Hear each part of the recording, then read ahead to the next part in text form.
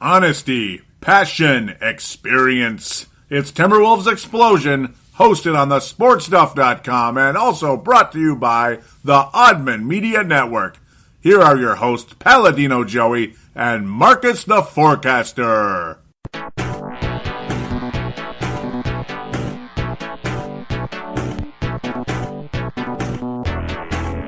Hello again, Timberwolves fans. Are you ready for the explosion of Timberwolves basketball? I'm your host, Paladino Joey, or Joey Awajan. Timberwolves Explosion is available on the sportstuff.com, iTunes, Stitcher, and Double Twist. Great to be on board once again today.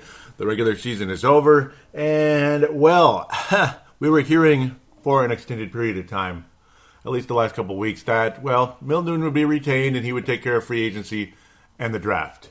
And we'll go from there with Sam Mitchell. Anything could happen, this and that, but most people out there believe that Glen Taylor is the type, he just kind of sticks with the comfort zone and such, and that Sam Mitchell would be back, maybe a 3-year extension. Milt Newton would probably hang on as the general manager, maybe promoted to president of basketball operations, that type of thing. Maybe you bring in somebody to work under Milt Newton, that type of deal. You know how that works, like how Milt Newton came to work under Flip Saunders. Well, as of last night, the regular season came to an end. The Wolves slaughtered the Pelicans, all that good stuff, making 1 trillion shots. Just a fun little kind of a going away party for a few months here. And then immediately after the game, even though there are rumors swirling during the day that the Wolves will be conducting a professional search outside of the organization as they say in the NHL, for president of basketball operations and coach. But, don't rule out Sam Mitchell and Milt Newton, this, that. No. Immediately after the game, Sam Mitchell relieved of his duties as head coach of the Minnesota Timberwolves. Well, that's it. Regardless if you liked him, didn't like him, it is what it is, right? I mean, it is what it is.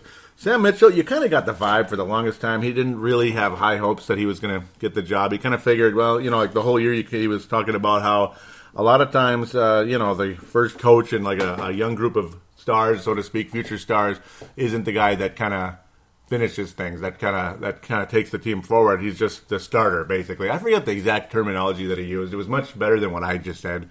I just said it at like fourth grade level, and he said it at college level. You know what I mean? So I apologize for that. I forget how I worded it. Didn't really want to go dig up a podcast right now because I got to get this show out, like a different podcast from a different show completely. But basically, yeah, he's not the usually the first coach is not the one that sees the whole plan out. That's basically what he said, paraphrasing. And he'd been kind of saying that all year, and that he thought he'd done a good job, but it doesn't mean he's going to be brought back. They haven't told him they're going to bring him back, and he won't be brought back. Nope. You never know. He may come back as an assistant at some point. I mean, Sidney Lowe was a head coach of the Timberwolves, came back as an assistant under Flip Saunders, left to be a head coach of the Vancouver Grizzlies at the time, and eventually came back as an assistant coach again under Flip Saunders. And then many, many, many years later, after Flip was gone and stuff, and then came back and all that, many years later when Flip came back again to be a coach, after he'd been president for a year, he's still president, of course, then Sidney Lowe was brought back again. So it was like through how many different cycles was it? Sidney Lowe was an assistant under Jimmy Rogers, so that's 1. Then he was head coach, 2. Then he left for that. Came back as an assistant under Flip, that's 3. It's unbelievable, isn't it? And then he became head coach of Vancouver, and then he came back under Flip again, that's 4. And then many years later, 10 years after Flip was fired and the coaching staff, whatever, and all that, after, I believe, Sidney Lowe stayed under Whitman for a little while, but I think he went with Flip to Detroit, actually, now that I look at it more accurately. And then Sidney came back a 5th time with Flip Saunders in 2014, to be assistant coach under Flip. So that's 5 stays under Sidney Lowe. So anything can happen. I'm not sure Sam Mitchell's the type that would be okay with that, but who knows? I really like Sam as an assistant coach, and I thought he brought a lot of intelligent basketball to this team. Starting out the season, it was a mess, but what do you expect? I mean, it's a substitute teacher taking over a bunch of kids. Do you know what I mean? Yeah, I don't mean to make it sound rude or like they're a bunch of little juveniles. Well, in basketball terms, they are. Sorry. You're starting out, and of course, the circumstances were unthinkable. I don't need to go over what the circumstances were anymore because I think you know, right? I think it's been run over and over and over again. It's kind of almost disrespectful running over it as much as some of us do, including myself. But it is what it is. Dan Mitchell's gone. Milt Newton, most likely, who knows? Maybe may be brought back in the role that he was under Flip Saunders or something like that, assistant general manager even, who knows, which would be actually a demotion. Whereas he was general manager under Flip, and then Flip was the president of basketball. To me, this says the immediate change after the game tells me something's going on. Something is like close, legitimate. The candidates. And I'll talk about the games a little bit, but this kind of should be the top story and kind of getting things going. I might not really hardly go over the games because this is like the most important side of the Timberwolves. I mean, you're going into the most important offseason in the history of the team, and now you're bringing in new president of basketball, a new head coach. Kind of similar to when McHale was kind of hanging on, and then we ended up bringing in David Bleepin' Kahn, and that all went ape-bleep. But that time we screwed around and waited, and then David Kahn took over sometime mid to late May, which is almost no time to prepare for the draft, and then it happened. I mean, the stuff happened that happened. Now we don't want to get into anymore, because we just don't. We did get a point guard out of it who's the starting point guard of the team, and that's nice. Nice passer, nice fit for a bunch of athletes and scorers, and even some shooters as well. So he's a good point guard for this team, regardless of if he's like Damian Lillard level or anything in the scoring department, which is not the case. Like the Northern Cal guy is Damian Lillard like. In fact, he's kind of a little better. Damn it. And I like Damian Lillard a lot, by the way. Sidetracking again, aren't I? But obviously there's got to be something in place. Something very serious has to be very close. The names floated out there, and they're not really floated out there. They're kind of obvious. It seems like the biggest name of all is obviously Tom Thibodeau, former head coach of the Chicago Bulls, and the whole rumors and such that he ran the players into the ground and this and that. Maybe he did. I mean, things did not end well in Chicago for Tom Thibodeau. But look at the Bulls this year with our guy, our chosen one, our baby Jesus as a head coach. They used to call Joe Mauer the baby Jesus because they're making fun of the whole how everybody was so like enamored with him and the number one pick for the Twins and stuff. But the Timberwolves version of that as head coach was Freddie Hoiberg. Freddie, the mayor Hoiberg out of Iowa City, all that. Fred Hoiberg was the vice president of basketball operations under David Kahn, and he was damn fantastic. He was the guy that actually was good when given that opportunity to be the vice president of operations. He was a good assistant general manager under Kevin McHale. It looked like he had a lot of potential to be a good guy to run a team in that sense. And he ran Iowa State well because when you're the head coach of a college team, you're the general manager as well. You're the president of basketball, basically, for the college team when you're the head coach. His talent evaluation was fantastic. His coaching was good, but they seemed to always falter in the tournament. Then you go to the Chicago Bulls, gets paid pretty well, nice 4-year contract, and they missed the playoffs. So, not quite the same. As for Derrick Rose, all that. Derrick Rose's injury, was it Thibodeau overworking him, or was it just a freak accident? Probably just a freak accident, but it may have a little bit to do with it. Joakim Noah always hurt. Jimmy Butler, was hurt this year. It was a worst year ever for the Bulls. Just everything went wrong, so to speak, and Hoiberg was in question. They acted like he wasn't tough enough on the players. Jimmy Butler was complaining about him, so I think he's in trouble, and that's too bad. I'm kind of going all over the place here, but it's the situation with Tom Thibodeau, ultimately. Is he too much of a hothead to run an organization? That's what I'm afraid of. He can coach. We know that. He's a fantastic defensive coach in this league. He guided the Bulls to a 60-win season. They went to the East Finals and got beat by the Miami Heat in 5 games. The Miami Heat in 5 games in 2012. The Heat were on a mission that year, and they crushed everybody. Oh, no. What am I talking about? That was 2011. My bad. I'm already going backwards here. Sorry. 2011, the Bulls got beaten 5 games, and that was when Derrick Rose was healthy, pre-ACL. That was when Derrick Rose was MVP of the league, and they got beat by the Heat in 5 games, and then the Heat ended up getting beaten 6 by the Dallas Mavericks. So that does make you wonder. The Bulls had home court advantage. They had the most valuable player, and they got beaten 5 games to a team that wasn't ready to win a championship. So it does kind of make you wonder. It does beg the question, Is Tom Thibodeau really as good as people want to say? I mean, of course, you could question anybody, of course. I mean, things didn't go well with Flip in Detroit. Regular season was great, but they never got over the hump. Stuff like that. And, of course, this is not dissing Flip Saunders. It's just merely talking about what took place in Detroit. So please do not think I am insulting a man who was literally the Yoda of this franchise, even though it was a short time later on. The second stint was short-lived, unfortunately. I just keep screwing myself with getting sad like that. So, but Tom Thibodeau, I'm not sure I want him as president of basketball operations. It might end up being a fantastic move, and if that is the move, I will support it in terms of it's my club, and he's obviously he's had some success. His defense is fantastic, and this team needs defense like it needs to breathe. But is he too much of a hothead to actually run an organization? Maybe, maybe not. So I would not make him my number one choice. He's number 2, number 3, something like that. I would not be against bringing Fred Hoiberg back as something, possibly head coach or as president of basketball operations. But again, he also is not my number one choice. Scotty Brooks. He was Scotty Brooks as a player, as a Timberwolf many years ago, point guard, backup point guard. He used to get lots of little steals, quick little guy, only about 6 feet, couldn't dunk. He tried to, but he couldn't. 5'11", 6-footish. Feisty little son of a gun. I always liked him as a Timberwolf. Went on to the Rockets for a little while. Got a ring there as a deep reserve there, unfortunately for him, because there were so many good guards on that team. Imagine that, right? Clutch City, that's all they did was hit threes, but no, that's not all they did. But they hit a lot of threes. They were I like their brand of basketball more than the current, team out there that shoots a lot of threes. But Scott Brooks is a possibility for head coach.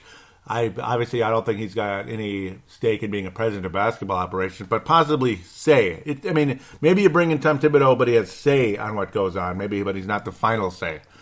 Would he agree with that? Who knows? Scotty Brooks, maybe he'd have some. Scotty Brooks, see, there you go. See, he'd have some say on it, but obviously he's not president of basketball operations. Not sure he's my choice either, because he had a hell of a team there in Oklahoma City, and they got throttled by the Heat. He got outcoached pretty badly in that final series. So, and ever since, they couldn't go over the hump. They couldn't beat the Spurs the second time they got to the conference finals. I'm not all in on Scott Brooks, necessarily. Not necessarily. The guy that I endorse as president of basketball operations and head coach, or just president of basketball operations, even more importantly, the face of the franchise, so to speak, in terms of the guy running the team, the guy at the press conferences, the guy making the draft choices, the final say in the draft choices anyway, and the free agency, all that, is a guy I think has an immense amount of talent and knowledge, pedigree. Yeah. And that guy's name is Jeff Van Gundy. Obviously a close friend of Flip Saunders. They talked about him coaching this team, but he didn't want to step on Flip's toes. He didn't want to tarnish a relationship that was so strong. And I think it was the same thing with Tom Izzo also in the past. They didn't want to tarnish the relationship because stuff happens. When you're the president of basketball operations and your good buddy is the head coach, things can change. Kevin McHale and Flip Saunders, things changed, didn't they? They were very, very, very close. Things always change when you're in you're the boss. Maybe you're the boss and the other guy's the head coach type of thing. Look at me, heck, me and Marcus had some squabbles. We were like best friends, man. But we had some squabbles because we were doing a show together, and sometimes he's not answering the phone, this and that. It can damage a friendship. Now, we're still fine and everything, but it can damage things. It can screw things up. You have fights that you wouldn't have had, that type of thing. Sometimes you don't speak for a long time, and that's not good. Things go sour sometimes. And that's what the fear was with Jeff Van Gundy, from Jeff Van Gundy coming to coach this team. Flip really wanted him on board, really wanted him. And I don't blame him. Wonderful success, particularly with the New York Knicks, taking a team to the NBA Finals when they had no business going to the finals. I mean, that's impressive, what they were able to accomplish with the Knicks, with Jeff Van Gundy. That team overachieved under Jeff Van Gundy. The Houston Rockets did not overachieve, but they still were very good under Van Gundy. But he had a point guard who was a human headache. You have the human highlight film, and then you have the human headache. And unfortunately, his lifestyle went way downhill after he was out of basketball. That guy's name is Steve Francis. There was a reason why his play went from all-star level to barely able to suit up. I mean, unfortunately, he got deep into drugs, and that's a huge shame. Huge shame what happened with Steve Francis. God bless him. Hope he's able to come out of it and better his life now. And it sucks to see that happen. But clearly the guy was just a headache out there as a player. And Jeff Van Gundy got out of basketball because of guys like Steve Francis. Yao Ming was frustrated of Yao and all get out too. You could see it on his face on a regular basis. So Jeff Van Gundy's success, I'm not going to judge it with the way things turned out in Houston as much as I would judge it with the Knicks. I thought it was fantastic. And obviously his knowledge of the game, his passion for the game is unbelievable. And so many times you see a guy coming from, the ESPNs and such who've been a head coach in the past, like a Flip Saunders, come back and they do a great job. ESPN or TNT. Look at Steve Kerr. Just look at Steve Kerr. I mean, what more can I say there? He wasn't a good president of basketball operations, but he wasn't ready when he was hired as president of basketball operations for the Suns. I mean, it was like right out of the gate, he was president of basketball operations before he'd barely even gotten out of the league at that point. So he was not ready for that. But Van Gundy, I think, is very ready to be a president of basketball operations. He's definitely a veteran who's paid his dues for many, many years in this league, as was Flip Saunders. About the same age, believe it or not. They're about the same generation there. In fact, they are. You could kind of call them young baby boomers, basically. They're still baby boomers, but like a younger, generation of it, the younger half of it or so. None of that is necessarily relevant to how good he's going to be, but his knowledge, his experience to me, his pedigree is relevant to him being a president of basketball operations. His personality is also relevant to being president of basketball operations. One of the knocks on Sam Mitchell obviously was very difficult with the media and such. You don't have to be a great guy with the media to be a great coach. I mean, it got so bad, it got good with Mr. Popovich, but obviously he was such a good coach, it didn't matter as much.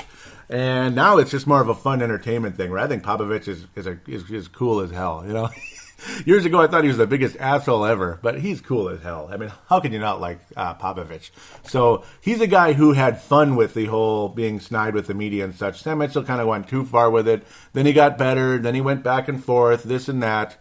And I'm kind of bouncing everywhere, and I apologize, but it's a very opinionated show here for what's going on. I mean, it's the most important thing ever. But the personality of Sam Mitchell, maybe not what a lot of fans want and such, compared to what Flip Saunders was able to bring. I think Jeff Van Gundy can bring some similarities to what Flip Saunders brought. Similar personality, similar knowledge of the game, this and that. I have a lot of trust in Jeff Van Gundy to run this organization. Does that mean he's going to come back and run an organization? Who knows? But I don't know. How could he resist the chance to be the guy to run a team with Karl Anthony Towns, Andrew Wiggins, Ricky Rubio? You really can't lose. I don't think. I don't think you can lose with that. As long as you have the pedigree to be in that position to run that team, why not? And that's why a lot of these guys are knocking on the door a bit. Tom Thibodeau, I'm pretty sure, has been knocking on the door. There's no proof of that, but the conversations have been taking place. And the conversations have been taking place with Jeff Van Gundy behind the scenes. And I think they've at least had a brief chit-chat with Scotty/Scott Brooks. And there's others out there. Tom Izzo, the other Tom Izzo has probably had conversations, back-channel conversations a bit as well. There's others out there, unnamed at this point. David Blatt's probably a possibility. There's others out there. Fred Hoiberg is probably a possibility. Will the Bulls give the Wolves and Bulls give position? Will they give the Wolves permission to talk to Fred Hoiberg? I wouldn't be surprised. I don't think they're happy with what took place with Fred there. Would I want Fred here? I wouldn't be disappointed too much. It's frustrating to see what took place at Chicago, but maybe he's just not a match with that team. But maybe, who is a match with the Chicago Bulls at this point? I don't know. Maybe David Blatt. I have no idea who's going to match with that team. Maybe Phil Jackson. That's about it. But Phil's even so old now. Who knows? I can't take it anymore. I'm going crazy, and I apologize for this. fascinating situation. I mean, can you tell I'm excited, actually? And there were a lot of you out there, Flips Army on Facebook, that were kind of pissed off about it. I know Michelle was pissed off about it. She was saying how Glen Taylor was a heartless ass. I don't know if she wants me to read that or not, but I'm sure she doesn't mind. I don't even know if she's a listener or not. I know she has listened at some point and liked the show, which is great to know. But I can't get mad about it because how many of us, particularly us older Timberwolves fans, regardless of your age and all that, because I know that conversation's gotten blown out of proportion on a different page out there. But regardless if you're young or old, but some of us, particularly older fans, we're like, this is an opportunity of a lifetime. You want to bring in the right. You don't want to just go status quo here unless you're convinced that Sam Mitchell and Milt Newton are absolutely up to the job and they're fantastic. Because how can you turn down a Van Gundy, a Thibodeau, maybe even a Scott Brooks, which I'm not as high on. I mean, Sam Mitchell might be as good as Scott Brooks, to be quite honest. So that's why I'm not as high on him. Or others out there. Maybe David Blatt's better than some of us think, that type of thing. A lot of us do believe David Blatt actually is a decent coach. But the whole Garnett-Tyronn Lue thing, that's a joke, but that won't happen. The Cavs already gave Tyronn Lue an extension, so I doubt they're going to go back on that right out of the gate like that. But how can you ignore the chance to bring in some huge name like executive / coach out there to run this organization, hopefully in the right direction, rather than just kind of stay status quo and hope for the best? That may have hurt the Oklahoma City Thunder. It may have hurt them by just sticking with Scott Brooks as long as they did. It just may have. And many teams have done that in the past where they just kind of stick with the same guy, and sometimes you get lucky like Miami did, and maybe that guy was actually better than some of us thought. So, Eric Spoelstra, I've been like blanking on that name for a long time, but now Eric Spoelstra I wouldn't mind seeing him coaching this team either, to be honest. But at the same time, he's not Thibodeau, he's not Van Gundy per se.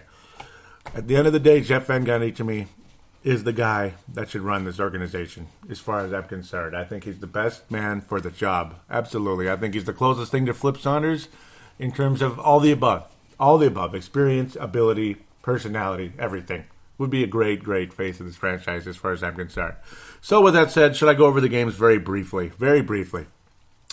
And then we could get to segment 2. We'll talk about the playoffs basically there. And a couple of California teams a little bit. One guy and one California team and the other California team in general. Yeah, well, the Minnesota Timberwolves beat the Portland Trailblazers 106-105. Damian Lillard's late game flop did not cost the Wolves that one. Wonderful performance by the Wolves. And, of course, Andrew Wiggins played well against the Blazers like I expected. I'm going to try to keep this brief because I don't want this to drag too much longer. It's already about what segment number 1 usually is. Wiggins with 23 points in the game. Towns was absolutely fantastic. Rubio with 10 assists. Bjelica was awesome. Catch and shoot. Nemanja Bjelica, just loved him. Shabazz Muhammad and Andrew Wiggins' field goal percentage, nothing sharp. Really, nobody's field goal percentage was too spectacular in the game, except for Carl, who was really damn good the whole way. 13 of 20 from the floor, and of course Bjelica also, showing that he does belong on this team going into the future, and that's pretty cool. Monday, April the 11th, this is another game that probably hurt Sam Mitchell, and the talk was that the game back at the end of March there, where the Wolves lost by 20 to the Clippers, and it felt like 40. That's one of the things that cost Sam Mitchell the job, because there were a lot of these sleeper games that made you wonder, did this team just quit on the guy, or what the hell the problem was?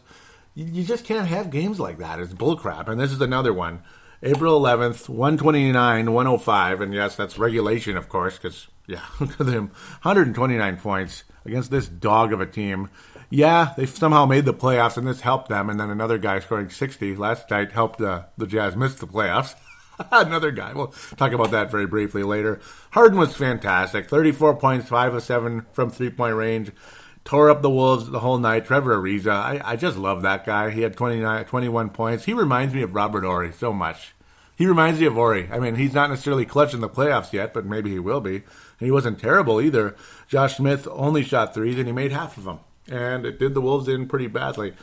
The Houston Rockets made 15 of 30 from three-point range. Of course, you know what percentage that is. That would be 50%. unbelievable, and the Wolves couldn't buy a three-pointer half the game. Levine was good from three-point range. Everyone else pretty much sucked, to be quite honest. Towns only 6 of 15 from the floor. Wiggins just, here we go again. Oh, there you go again, Andrew. And yeah, he pretty much was benched in the game. Tyus Jones, well, I don't even know why I'm looking at him. Beliza was fantastic again. Another double-double, 14 rebounds in the game. He's a pretty good rebounder, isn't he? And this isn't the first time. He's had like 12 rebounds, 11 rebounds, 10 rebounds here and there. Nice rebounder, nice backup power forward, and of course can be a stretch three, hitting those long-range shots with the old catch and shoot, like I've talked about a million times, but overall a horse bleep game. And again, that really did hurt Sam Mitchell's cause. The New Orleans Pelicans are a team that I think should also be looking for a new head coach. They hired the wrong guy. This is why, right here, this offseason is so bleeping important. The New Orleans Pelicans have the brow, Anthony Davis, and they have other nice players to go along with him, including Holiday, guys like that. Their future isn't necessarily as bright as the Wolves, but it's not bad at all. They got promise. They looked so strong last year, and they really tangled with those Warriors in the first round. 30-52, and the Wolves just smoked the living bleep out of them because they quit and they're done. And I wouldn't be surprised if this is their way of saying, bring in someone else, please. 144-109, franchise record, 144 points scored in regulation. I mean, we went Golden State Warriors on the New Orleans Pelicans. 144-109. Just torched the living. Just lit a fire on this team like you never saw. Were we winning one for Sam? Were they subconsciously thinking, Sam Mitchell's not going to be back, so we better give him all we can? Or was it a win for Flip? I don't know. Shabazz Muhammad, just unbelievable, making everything. 12 of 16, driving to the basket, hitting mid-range shots. Wiggins hit some beautiful shots, of course, during the course of the game. Levine, little trigger happy from three-point range, but he still shot 50% from the floor. Towns was remarkable. There wasn't a whole lot of competition for Carl without Anthony in there, but Anthony Davis, that is, not Carmelo Anthony. But Carl was just downright fantastic. 28 and 14 in the game. Big block by Carl along the way. Jeng had a beauty on our old buddy Dante Cunningham. Just a sweet block. Absolutely fantastic. The Kemba Mutombo style. Not in my house. That whole thing. Tyus Jones had 12 assists. Well, doggone. That's pretty awesome. Daggone, as Benjamin Matlock would say. Daggone. 12 assists for Tyus Jones. Well, that's because guys are making their shots, though, right? 65% from the floor, that's all. Just 65. I mean, it was a going-away party, and it was a lot of fun, and Adrian Payne still only got 6 minutes on the floor. Poor guy. Damian Rudez only got about 9 minutes and didn't even attempt a shot. Come on. I feel bad about that. Tayshaun Prince didn't see a second, and I say happy trails, Tayshaun. Maybe he can be an assistant coach for this team, or just kind of ride the pine, but you don't want to see him play anymore. Yes, the Pelicans were completely banged up and nobody played, but we had fun. Why not? No Norris Cole, lower back injury. Drew Holiday, right? Interior orbital wall fracture, which I still don't know what the heck that is, but it's probably very important. Anthony Davis out with injury as well. Tyreek Evans out. Eric Gordon out as well. So it's kind of like just have fun out there. And the Wolves had fun, and they wiped out a team that I think should be looking for a new head coach. Alvin Gentry. You have an athletic, defensive-minded team, and you bring in Alvin Gentry. No defense, Alvin Gentry. What the hell is wrong with you, New Orleans? Yeah, seriously. There was a Jeff Van Gundy possibility, but maybe they didn't offer him the amount of control that he would have wanted, along with Tom Thibodeau. But, too bad. I mean, too bad. Now there are options for us. Please, let's not try to do an Alvin Gentry thing again, guys. Alvin Gentry, God bless you. He could be the nicest guy in the world, and I think he's one of the nicest guys out there. You guys just aren't serious. I'm sorry. He did a good job with the Suns, but the Suns were more of an offensive-minded team when he was the head coach. He did a good job there. Not great, but good.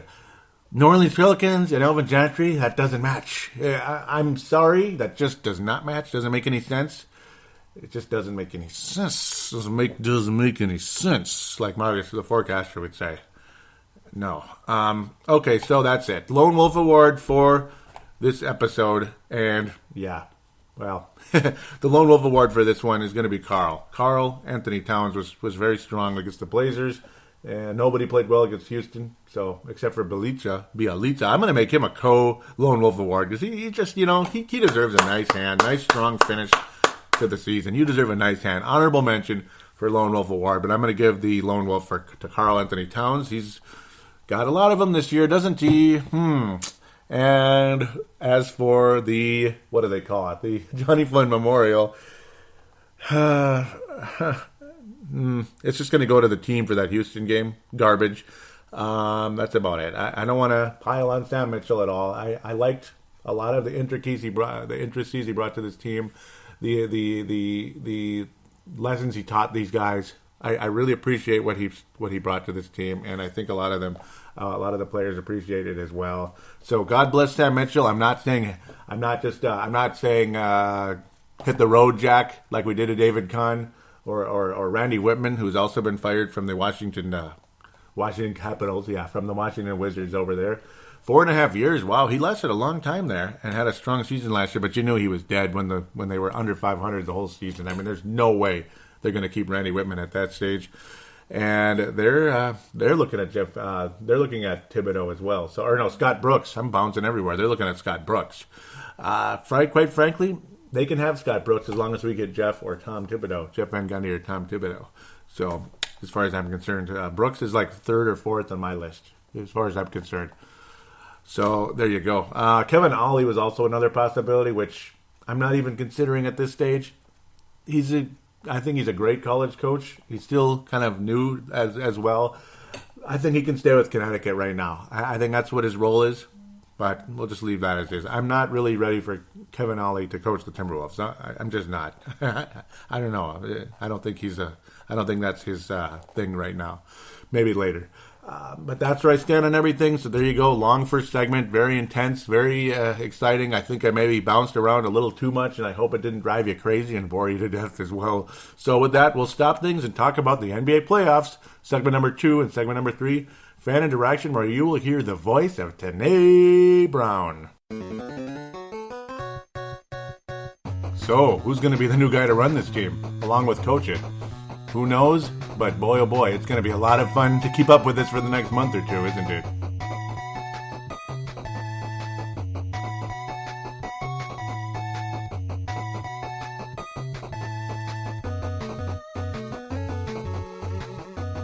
All right, we are back here on Timberwolves Explosion, segment number 2. Previous segment, well, I'm staring at the playoff bracket right here in front of me. There it is. No Timberwolves games to preview at this stage, and I already talked quite extensively about the head coaches and such. Wolves will be back in the lottery. They will, they're in 5th place in terms of ping pong balls officially, so we'll see what happens with that. So let's go to the Eastern Conference. Let's start at the top. Cleveland Cavaliers versus Detroit Pistons. How is that series going to go?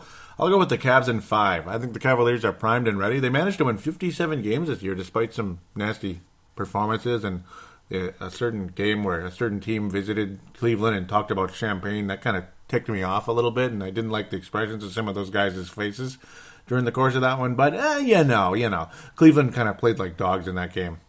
And, Detroit's a nice, improving team.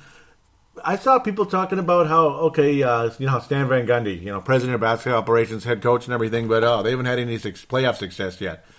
This is their second year with Stan Van Gundy as president of basketball operations in their first playoff appearance. So, why are you talking about playoff success when this is their first appearance there in only 2 years? So, relax. I don't know about that one. Hawks and Celtics, that takes me back to 1988. I don't know, that classic series with Bird and Dominique and everything. And I went to Game 7, and it was the greatest Game 7 ever. So awesome. So unfortunately, the Celtics won. As much as I'm a huge Celtics fan now, I was just a gigantic Hawks fan back in the day with Dominique Wilkins.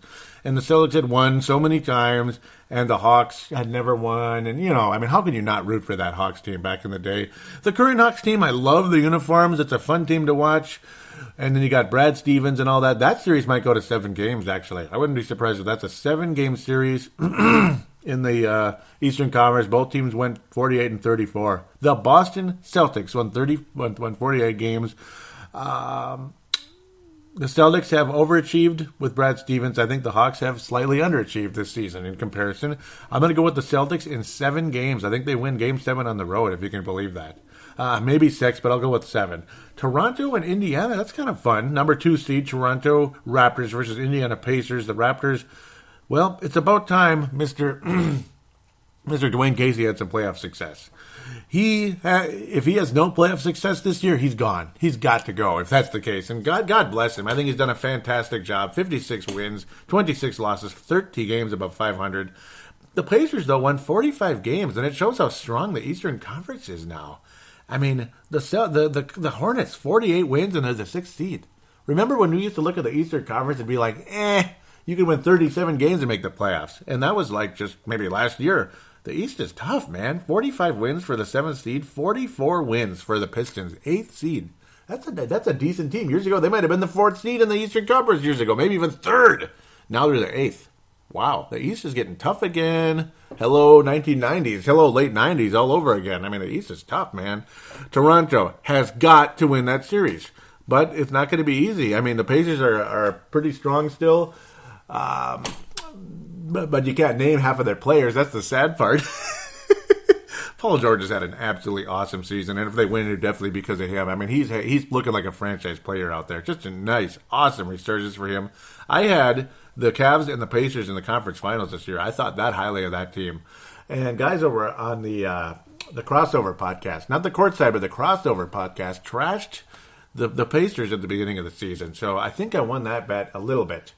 7th seed, but I mean, a 45-win team, there's a very strong chance they'd be in the Eastern Finals most years, but I guess not this year, necessarily, because the East is freaking strong as hell. My God, 4 teams got 48 wins. What the hell happened here? A 6th seed and a 3rd seed, 48 and 34. What the hell is that all about? That's kind of goofy, man.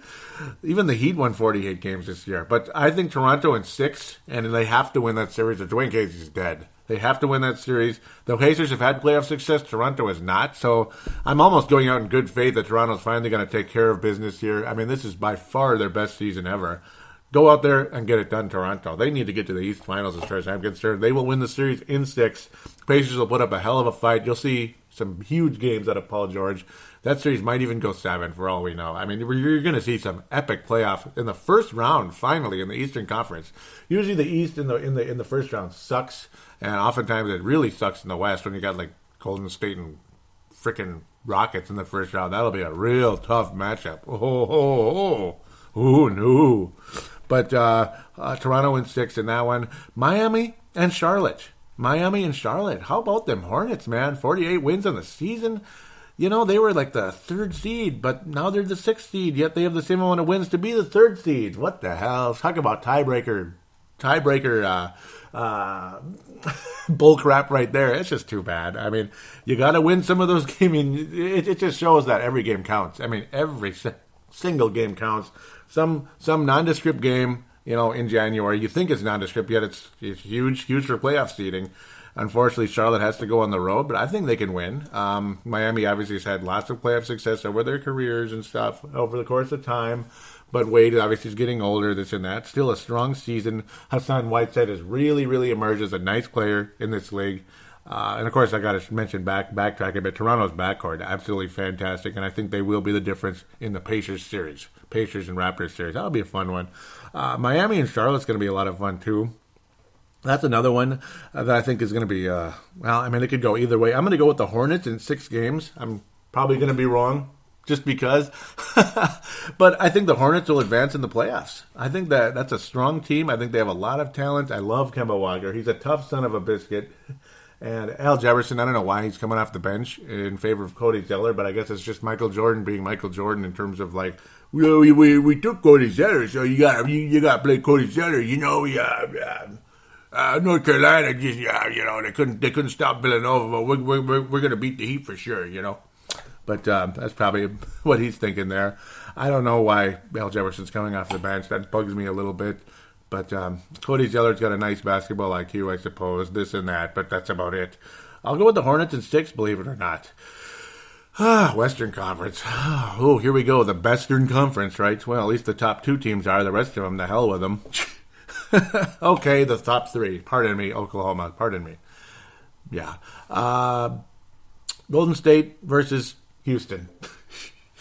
Yeah. I don't like the Warriors. I don't like their attitude.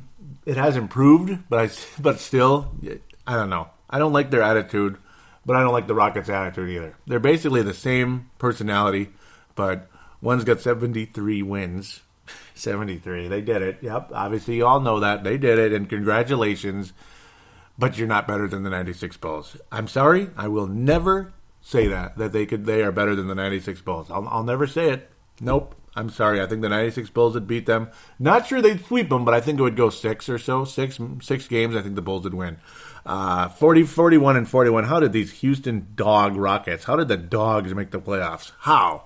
I mean, they're not Rockets. They got scrubbed, man. Their launch got scrubbed, and it's going to get scrubbed hardcore against the Warriors. Warriors in 4. If the Rockets win a game, shame on the Warriors. Stop screwing around, But then again, when you shoot 99,000 three-pointers, you might miss a couple sometimes. You might have a bad day or two. So that might be a way the Warriors might lose one. But and the Rockets, they played like dogs in the West Finals last year after pulling off one of the greatest comebacks in the history of basketball and won that series the way they did. They played like freaking dogs against Golden State last year, and it's not going to be any different. This is just a joke. It's a shame how things can change. And I still won that bet saying Houston was a flop in the Western Conference because they have no business being the 8th seed when they were number 2 last year. No freaking business being number 8. 0. Clippers and Blazers, that'll be a good one. I don't like the Clippers. For the longest time, I didn't like the Blazers. At least when they play us, I hate them. But Damian Lillard's freaking awesome. I mean, God, I love him. CJ McCollum is nice, too. In a way, they're similar to the Warriors without some of the antics, But they're not as, they're not like 3-3-3 constantly. I like a lot of the intangibles that Lillard brings to the game. McCollum is so dangerous, so quick, and has such a great future in this league. I think the Blazers can beat the Clippers. I think they can, and doesn't mean they will, but that's a series that could go really far. If it goes 7, the Clippers will win, put it this way. And if it goes 6, the Blazers will win. It's one of those kind of things. Like, if the Blazers win the series, they'll win it in 6. Clippers would win it in 7 if they win. I don't think the Blazers could win a Game 7 on the road, where I do think that the Celtics can win a Game 7 on the road in Atlanta. I mean, Atlanta's playoff success rate is not something that scares anybody. Clippers not necessarily either, but it's not an easy place to win necessarily, particularly in a Game 7 situation. Boy, oh boy. I'm going to go with the Blazers in 6. I got a feeling about that team, and I think the Clippers are going to be frustrated once again. There's just too much of a mess with that team. You got guys getting older, and you have Blake Griffin being what he is, just an idiot, stuff like that. Who knows? Maybe somebody might get hurt for all we know. The Clippers get hurt all the time. Guys like that. A lot of them get hurt. Chris Paul gets hurt a lot. Crawford gets hurt sometimes. Jordan sometimes. And obviously Griffin all the time. That type of deal. Griffin obviously isn't even going to show up in that one. So good for him. I think the Blazers will win that series in 6. Spurs versus Memphis Grizzlies, 67-15. The same record as the Golden State Warriors last year, who were by far the best team in basketball. It's just one of those weird seasons where a team has a historic record. Yes, I'm respecting the history. I don't have to like them. I'm not a fan of that team. A lot of people didn't like the 96 Bulls either back in 1996. I was here. I know. And you know what? Did I diss them? Did I mock them? Did I call them ignorant? Did I say they don't know anything about basketball? No, I didn't. So those of you that are saying that, those of you particularly in Golden State, in the Bay. There's no such thing as Golden State. Over there in the San Francisco, Oakland area, shut the hell up. Seriously. You guys are so childish. Grow up! The way they act makes me sick. I can't stand them. The trolls over there. They think you don't know anything about basketball because I didn't play in the NBA? What? Or I didn't play basketball? I never picked up a basketball? You don't think I picked up a basketball in my life before? You don't think I've played competitively? You don't think I've played, recreationally, like about 1 trillion times? Literally. You don't think I've won pretty impressive games too? One-on-one battles, 21, not lightning, but, but competitive games and recreational games. You don't think I've won competitively in my life? You just judge me because of how I look? You don't think I can play? Wow. Grow up, man. I'm sorry. That was about 8, 9, 15 people in some post. I don't know. I don't even want to go into it anymore, but it was just the biggest bullshit ever. That's all I got to say about that. Hope you enjoyed that. No, I'm just, but no, I mean, it's a fan base that is really annoying. I mean, they annoy the hell out of me. You know what? Congratulations on your team playing well, but act a little more, just act respectively, please. I mean, if the Wolves go on and win 70 games at some point, they have a fantastic season. Do you think I'm going to be trashing anybody that doesn't like the Wolves? I might be a little annoyed with it, but I'm not going to mock them. I'm not going to tell them you never picked up a basketball. What the hell is that? How do you know? How? Just because I wear glasses? I mean, okay, right. Just because I wear glasses. With that said, Spurs will sweep the Grizzlies. The Grizzlies don't look very good. They had been a tough matchup for the Spurs in the past, but they've been injury riddled. It's just not their year at all. We'll take Dave Yeager. That's another name I didn't even mention. Dave Yeager, I wouldn't mind having him, say, if he was the coach and maybe Jeff Van Gundy's president of basketball, if you want to go that direction, unless Van Gundy has to be the coach, or maybe it's Hoiberg and Yeager. That's kind of maybe an odd duo, but maybe it's a really good one secretly for all we know. It might be. Maybe. Though those of you out there maybe be like, how's that any better than Milt and Sam? Well, I think it could be better. I think it could be. Dave Yeager did a pretty good job. Thunder versus Mavericks. I think the Thunder win that series at 5. I think the Thunder are going to have some success here in the playoffs, and it's going to be a really dangerous battle for the Spurs in the second round. Spurs will probably win that series, but at the same time, Oklahoma's going to give them the fight of their life. I feel bad for that team, and I really like Billy Donovan. I think he was an upgrade over Scott Brooks, which does continue my argument that Scott Brooks should not be the number one on the list for the Timberwolves. I don't think so. I think you can do better, and the Thunder, I think, did better. Donovan isn't the greatest coach in the history of mankind, but he's a good coach. The Thunder, guys can't stay healthy, consistency, this and that.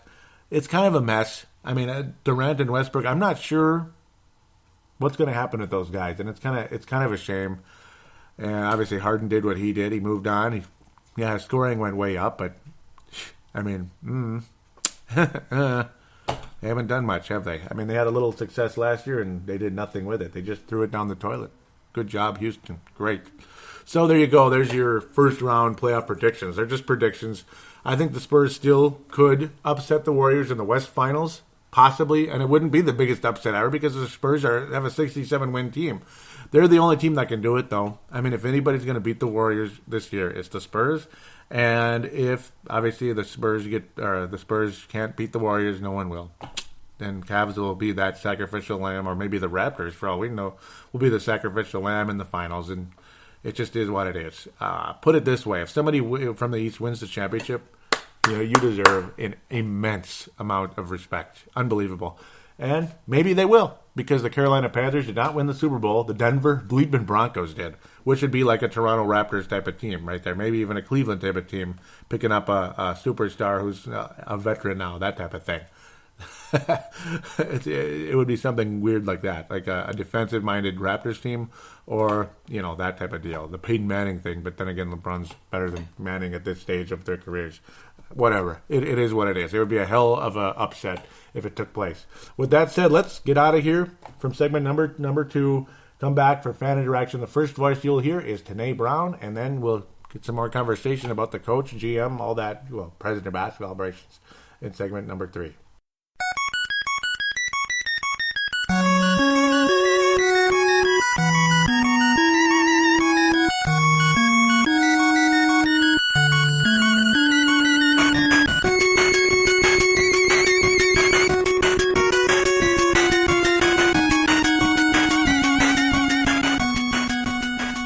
How's it going, Joey? Just thought I'd weigh in on the whole coaching thing. I'm pretty keen if we can get in Thibodeau. He's an awesome coach. The thing that I'd love to see out of the team is just getting that defense better and better. We've got so much athleticism on the team that there's no way that we should be as poor defensively as we were this year. They started the season out all right, but then it just turned to a shambles. We got a awesome rim protector in Cat. He's, top 5 in shooting percentage around the rim. So surely he'd be able to do wonders with the team. Jeff Van Gundy, I'd be in on him as well. Even if he's doing both jobs, that'd be awesome. But yeah, first option for me is definitely Thibodeau. Him and Cat, I reckon they would get on like a house on fire. And I reckon he would build that spark in Wiggins that's just going to make him take his game to the next level next season. If we can get him, I'll be one happy man. I'll be flying over for the first playoffs appearance for the Wolves in, 12 years? It'll be 12 years then. Cheers, Joey. Have a good one, mate. Hey, thank you so much, Tanae. Great call. Really loved it. Keep them coming, buddy. Well, you motivated me to open that window. It was kind of warm in here, and it's getting really nice and warm now. Springtime, it's that magical week in April that happens every year where it goes from like 40 degrees or something to like 70. And of course, that's Fahrenheit over Australia and New Zealand. And Tanae's from New Zealand. They usually have the temperature in Celsius. So I forget exactly what that was. Maybe it would be like 20, 30 Celsius, something like that. About 20 to 20 some degrees Celsius-ish. So yeah, that feels so good. That wind, that breeze coming in here. So yeah, because I could hear he was outside there. Thibodeau. And to be honest, I do think this is just a hunch. I think he's the number one guy on the Timberwolves board at this stage. But I could be very wrong. And the whole rumors of if Jeff Van Gundy comes back, it would be president and coach. It wouldn't just be one or the other, so to speak. That could be the possibility that's a sign that Jeff Van Gundy is coming. But to me, it seems like Thibodeau might be the number one guy for this team in terms of that's who they're looking at. My number one guy is Jeff Van Gundy, like I've said. But Thibodeau's number 2. And, my fear is just how he could be a hothead and such. Those are my fears. But it's just my paranoia because of what's gone on with this franchise for so long. I mean, there's a reason we've missed the playoffs for 12 years. Just poor decision-making, bad luck, this and that. I mean, a lot of things went wrong over the course of time. So, of course, you got this psychological complex like, it's going to go wrong again. Here we go again. That type of deal. But even thinking about, just the way you were talking about Tom Thibodeau and how he would really help Andrew Wiggins and even Towns when you think about it, too, defensively. And how good, and Gorgie Zhang, defensively. Can you imagine the defense those three could bring to this team? And Rubio's defense as well. So, yeah, I mean, just hearing that, just thinking about it, and it's like it was like a reminder of how good his defense is. And you consider the fact that is Thibodeau's specialty, and the fact also that Wiggins was brought into the league initially thought of as an elite defensive player. His offense ended up being much better than people thought. Karl Anthony Towns thought of as an elite defensive player, and his offense ended up being much better than we thought. The offense continues to develop the way it is, and it looks like it will continue to develop as these two guys could be like 25 points a game type of players. I mean, we're talking way up there range, which would be just unbelievable. But then if they also become the elite defenders they're supposed to be to go along with the 25 points a game, you look at when you go to Target Center and you look up in those rafters, there's a lot of room up there. And if things develop in that direction, there might be 10 years from now, there might not be a whole lot of room up in those rafters. I mean, this team might win multiple championships, and if that takes place, because we're talking like maybe the two to five best players in all of basketball in that case. Oh, and by the way, you got Zach LaVine continue developing the catch and shoot and such. That's where Sam Mitchell kind of helped him develop that. I truly believe that. Last year, LaVine was just wild and raw. And at the start of this season, the first half or so of the year, he was kind of like that as well. You saw the athleticism, and you saw that he has a nice shooting form and such, but it wasn't being executed to the level it could be. LaVine was taking dumb shots and such. He still does sometimes, but when there's a motion, a proper motion and square up to his shot, he can really hit it. Stuff like that. But no, Thibodeau bringing in the defense and such to this franchise that so desperately needs it would be quite a wonderful thing indeed. And that's the part of opening the window that I don't like. That damn noise. There's always some loud engine whatever going by. But it is what it is, eh? Yeah, so you'd also like Jeff Van Gundy. I take it he's number 2 on your board, yeah? But that would be, that's still my number 1 guy. But at the same time, again, if Thibodeau is the guy, you don't think I'm not going to be pumped up beyond belief? I'm not going to be mad. I'm just paranoid. So don't take it the wrong way. It's like, oh, no, not Thibodeau. No. I'm just paranoid, which I'm sure most Timberwolves fans are, especially ones that have been watching this team that have been watching this team since Flip first was here. Just all the things that were going so well that ended up going a different direction. We're talking, circa 95, 96, all the way to today. So many things that took place over the course of the last 20 years. Damn, that drove me crazy. And I should mention really quick, of course, I'm a big fan of the Courtside podcast, big supporter of it, and they've been big supporters of Timberwolves Explosion. Vince Germano is the Vince Germano, the co-host, Hank McCoy, the alpha dog. You're going to hear from them as well very shortly here. I got to congratulate Vince Germano, though, on that crazy finish by Kobe Bryant. I mean, yes, he attempted 50 shots. 50 shots in the game. 50.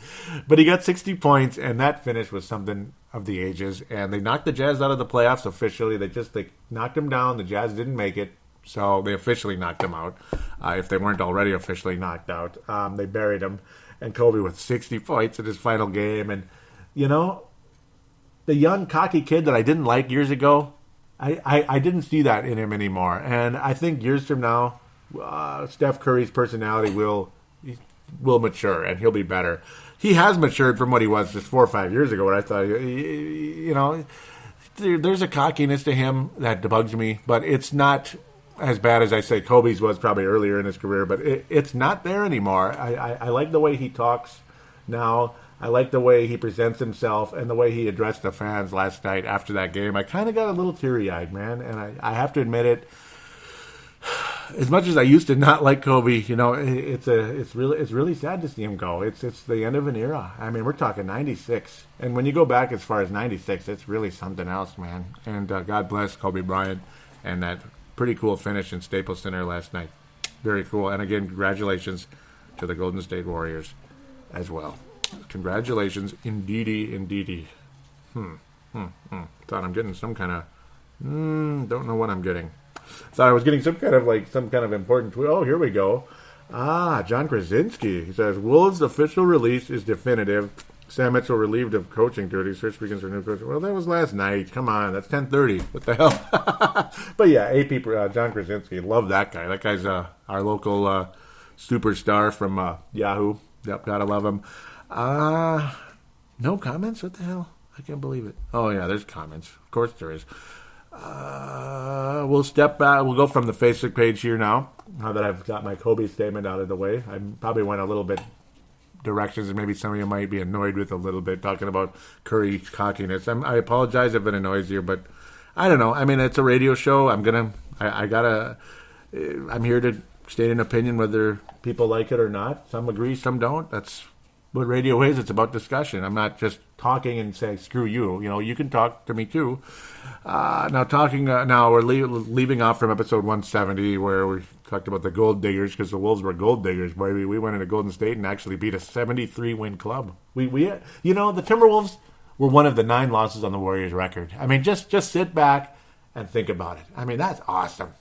That's awesome. The Timberwolves back in 95, 96 when you had Garnett weren't even close to beating that 96 Bulls team. I got to tell you. The Wolves didn't beat that team until 98 when there was no Scottie Pippen and some idiot somehow reached Michael Jordan, somebody connected to him saying his mom was in the hospital, which was a lie just to distract him and scare him. I mean, you saw this horrified look on Michael's face on the court. He was distracted. So that was kind of cheap what took place there. But anyhow, Hank McCoy is talking about episode 170. Said, am I going to get mad listening to this week's show, Joey? LOL. I said, I hope not, but there's always a possibility. And why did it go away? Why? I hate you, Facebook. Now, by the way, to get there, it's facebook.com/Timberwolves Explosion. Facebook.com/Timberwolves Explosion. Joseph Phillips out of Australia says, fair enough on Zach, charity. I'm not on Twitter, so I had to look up what you said about the charity. Oh, about the car. Pardon me. He says, you are right. It makes you wonder what to think. Hopefully it was genuine. Yeah, I don't like when young, rich athletes, whatever, have to show us their car. Who cares? Your car, it's none of my business and I don't care. Like, seriously, I don't want to know. Honestly, I mean, stop showing off. I think that's kind of silly, yeah. And then I posted that Sam Mitchell and Milt Newton won't return next season, but unfortunately at the time, because I was in a hurry posting it, for some strange reason I'm not understanding, the post said Sarah Mitchell. Somehow it changed it to Sarah Mitchell. Give me one second. I'm going to close it. No, never mind. It's quiet now. I was about to go get up and close the door. I can't take that noise, man. Annoying. But yeah, then it's changed to Sam Mitchell. Today was teasing me saying, who's Sarah Mitchell? And a stupid spell check. Today said, haha, I thought it must have been someone in the front office or like a physio. Oh, today you're funny. Vince Giabato says, you guys have to land a proven coach. No more of Sam Mitchell types or Randy Whitman types. You got to land a Thibs or Van Gundy and make them the GM and coach. Yes, and luckily Glen Taylor, somebody got to Glen Taylor and told him, you got to go big here. You got to get a big fish. And man, thank God that racket stopped. God, that was annoying. I hope it wasn't too loud for you out there. I'm just too selfish. I got to cool off in this this warming up place anyway. But yes, somebody got to Sam Mitchell, and obviously the Dan Barreros and such across the world, or across the world and of local Twin Cities here, have been saying that for a while. You can't just sit with the status quo. You got to go big here. This is an opportunity of a lifetime for this franchise. Seize it. Seize the moment. So we'll get to the visitor posts here. How many of them? I have no idea. Okay, we will start with Tanae Brown here. It says, here's a cool video on Cat I thought I'd share with everyone. It says, Karl Anthony Towns, the best three-name player since Kareem, and that is a great video. I do encourage you to check that out on the Timberwolves Explosion Facebook page. Again, facebook.com/Timberwolves Explosion. I don't know why I didn't click like on this, but Joseph Phillips had something cool to say on Monday here. I clicked like on it now, Joseph. So he says, I have it worked out. Everything that Rubio says Sam Mitchell does the opposite of. See, that might be why. Partially. He says, it's disappointing for me watching the Houston game. I would have thought the Wolves would have loved to be spoilers, but watching the starters benched for 6 minutes in the second half and the lack of energy is depressing. Then I see a shot of Sam shaking his head when Prince gets a 24-second violation. Mate, you put him out there, and you can see the players have been instructed to spread the ball and run down the clock.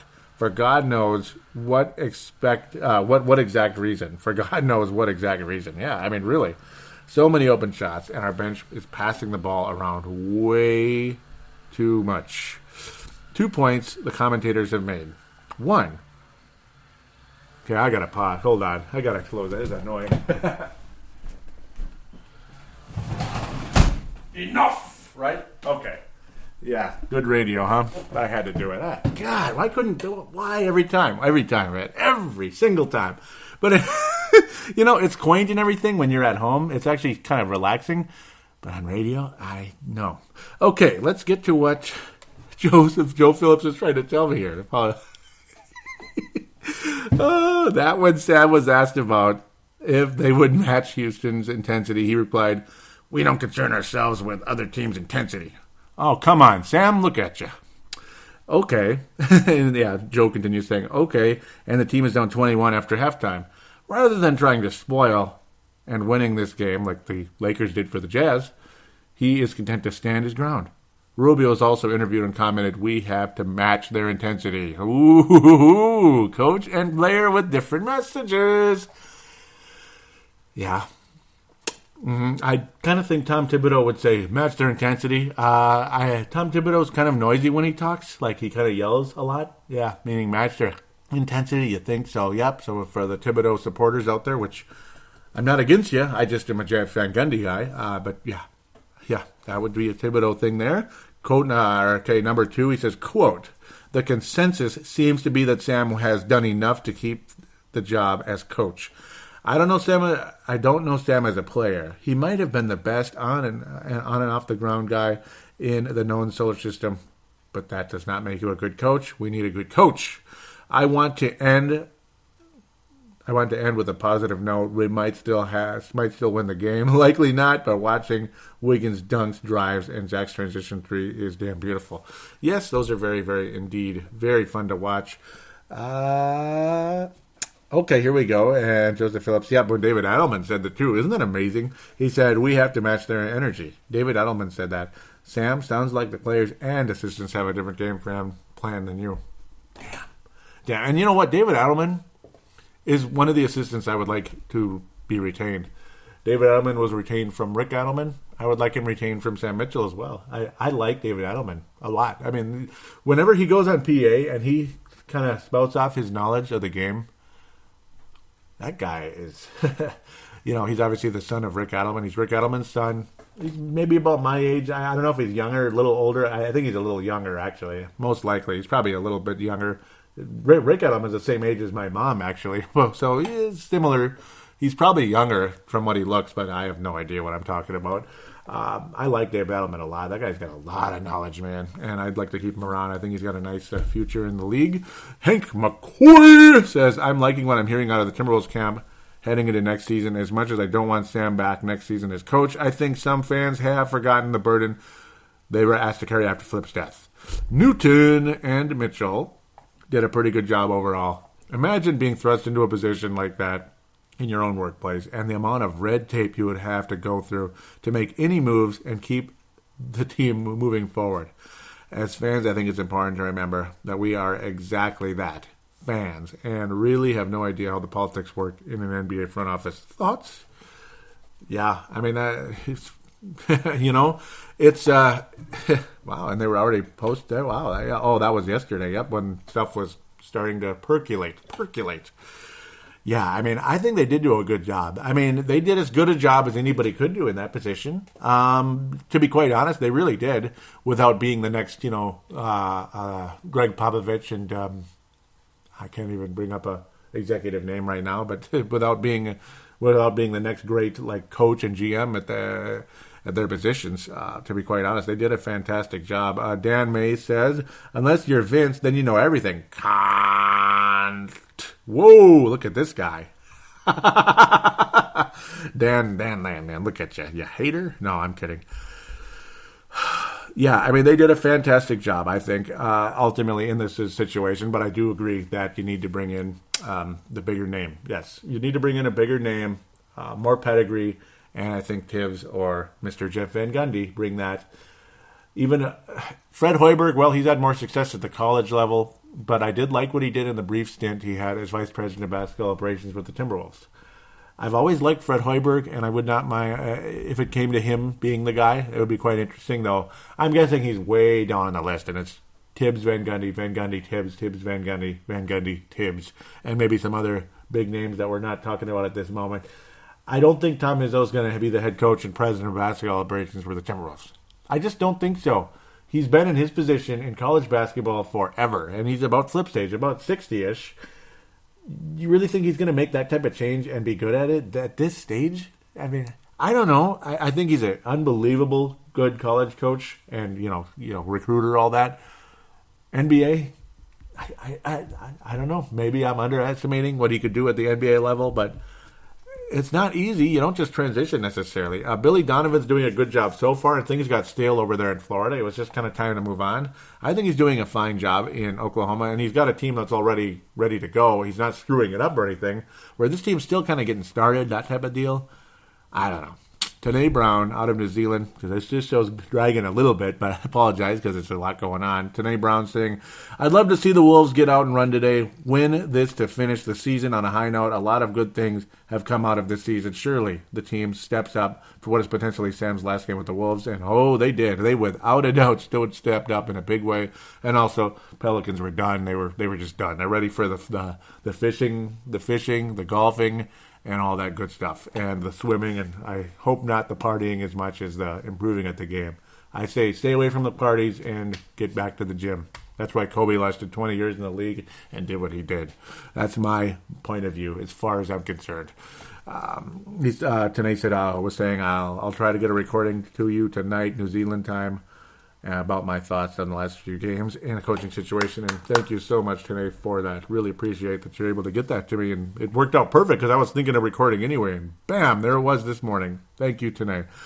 Joe Phillips saying, a bit late, but congrats to Kat for getting the rookie scoring record. And yes, he did. He passed Christian Laettner, and he earned it. And Laettner was joking about, oh, no, I hope Kat should stub his toe. Or we just say, oh, he's got a sore knee, sit him out. So he doesn't make it. He was just joking around on Dan Barrero. And Christian Laettner really is impressed with Karl Anthony Towns. He's like, oh, my God, yes.